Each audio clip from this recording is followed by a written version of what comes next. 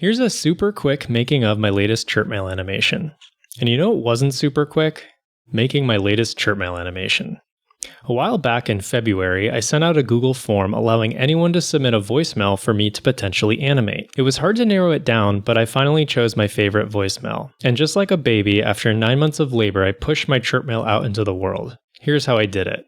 I started by brainstorming my idea in a 2D animation software called Rough Animator. I spend a lot of time in this stage because it's way easier to explore rough ideas in crappy drawing form than figuring it all out in 3D. While brainstorming, I noticed a little sound right before the man says his last line. You're still up. It's pretty subtle, but I thought that could be the sound of the spider leaving frame.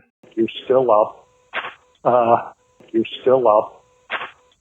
And this idea made me think of a funnier ending to the animation. At the very end, maybe he inches his way back into the birdcage. It's kind of funny if he wants to enclose himself. Brainstorming a shot honestly takes me forever, and I constantly question everything everywhere all at once. Having one pose for so long, I'm always reluctant to do that because I'm is that interesting? It's just how pigeony do I want the character versus how human I want them, and I'm gonna have to have him shut the door. Don't know if this is gonna work, but it's a second pigeon in the cage.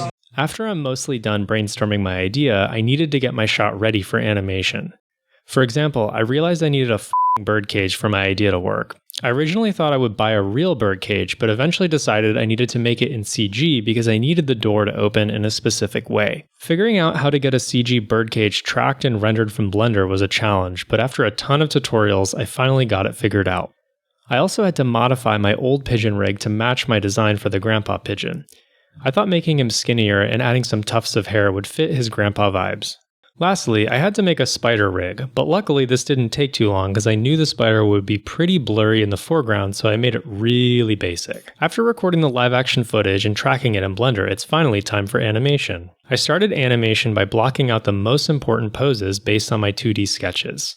You can see I have little numbers here. That's 1, 2, 3. I'm basically flagging poses that I want to try to create in Maya so I can make sure that they work. From that point on, my process was complete chaos. What made animating on this particularly challenging was I only spent time working on it in little chunks, so I kept losing track of where I was. Okay, so I think it's been a month since I last looked at this. So it is August 27th. It's been a long time since I've been animating this. I also animate for a living, which makes it hard to spend more of my free time in front of a computer. I'm not going to lie, I'm a little bit low on motivation with this task because there's just so many frames, so much to do. It's kind of a pain and I'm over it. Since starting this animation, got a little puppy. Focusing on that more than my animation right now.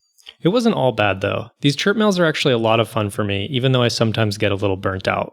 Okay, now how cute is that idea? Come on. Little foot scramble. It's amazing. As I animate, I'm constantly bringing in my latest animation into my After Effects file to check out how everything's looking all together. At this stage, everything was looking good, but I was having a lot of trouble getting the birdcage rendered out from Blender. It kept crashing after frame 27.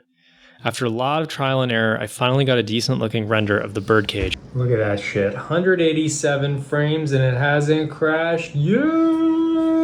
Ooh. But right before I finish, I noticed one big detail I got wrong. Oh my god, I just realized he mentions tonight in the voicemail, and it's clearly daylight outside.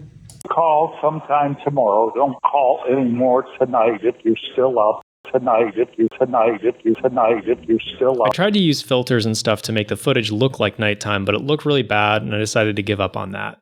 One thing I've learned with personal projects is finished is better than perfect. And even though there are definitely things I'd like to change with this shot, I can appreciate all the things I've learned along the way.